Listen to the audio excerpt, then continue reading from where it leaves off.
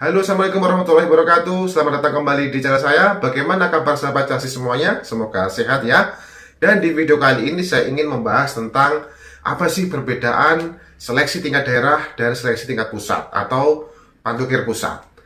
Kita akan menjelaskan di video ini, oleh karena itu simak sampai selesai, oke?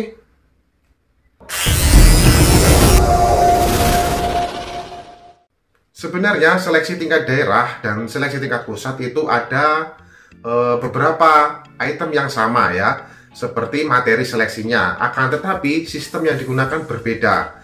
Dan di seleksi tingkat daerah itu menggunakan sistem gugur. Dan sebagai contoh untuk seleksi tingkat daerah, misalkan ya kan ada tes administrasi, ada tes kesehatan, kemudian ada tes jasmani, psikologi, dan mental ideologi. Nah, apabila chassis yang melaksanakan seleksi atau pemeriksaan administrasi dan administrasinya tidak ditemui masalah dan memenuhi syarat, maka dia berhak untuk melaju ke tes selanjutnya, yaitu tes kesehatan. Begitu juga dengan tes kesehatan, apabila kesehatannya tidak ada masalah, kesehatannya oke dan memenuhi syarat, maka akan lanjut ke tes selanjutnya, yaitu tes jasmani.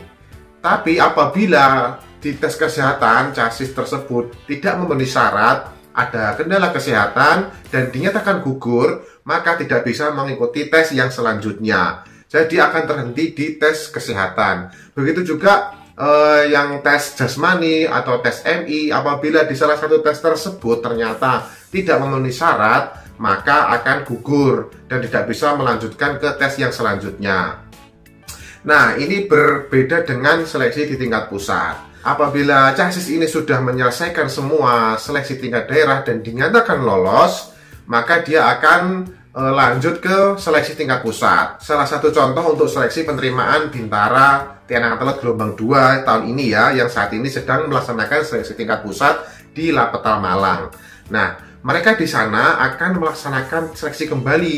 Akan tetapi saingan yang ada di sana adalah dari daerah-daerah lain, tidak hanya di satu daerah saja.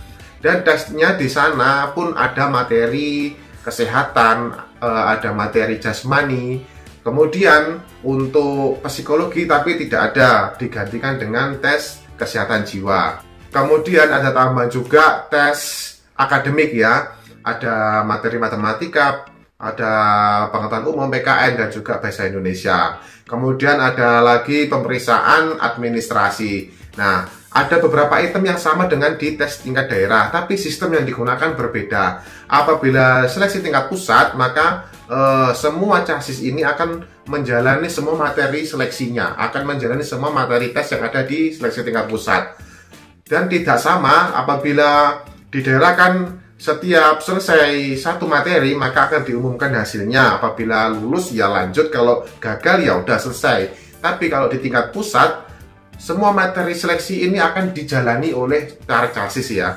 Mereka akan diperiksa, mereka akan menjalani semua tesnya, menjalani semua materi seleksinya, dan hasilnya akan diumumkan setelah mereka melaksanakan sidang pantukir pusat atau sidang penentuan akhir ya. Setelah mereka sidang penentuan akhir, maka akan diumumkan hasil dari semua nilai yang mereka dapatkan, dan di situ akan diberitahu kepada mereka siapa-siapa saja yang nilainya memenuhi syarat, yang hasil tesnya bagus dan dinyatakan lulus.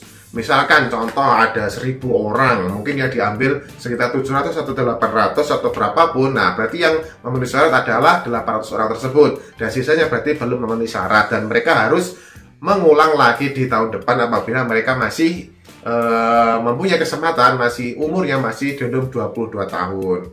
Jadi di tingkat pusat itu semua materi seleksi dilaksanakan dan hasilnya akan diumumkan setelah mereka melaksanakan sidang pantukir pusat. Nah, itu dia perbedaan antara seleksi tingkat daerah dan seleksi tingkat pusat. Bagaimana teman-teman? Semoga informasi ini menambah pengetahuan kalian. Jadi buat kalian yang nantinya akan melaksanakan pantukir pusat, kalian tidak perlu khawatir. Kalian hanya perlu semangat dan semaksimal mungkin untuk menjalani semua materi seleksi, supaya pada saat pengumuman terakhir nanti kalian mendapatkan hasil yang sesuai keinginan kalian. Terima kasih sudah menyimak video ini, semoga bermanfaat. Dan jangan lupa ya teman-teman, dukung channel ini, like, comment, subscribe, karena subscribe itu gratis. Dan kalau kalian subscribe channel ini, kalian akan selalu mendapatkan update informasi penting dari saya untuk para chassis semuanya. Terima kasih, sampai berjumpa kembali. Assalamualaikum warahmatullahi wabarakatuh. Salam komando.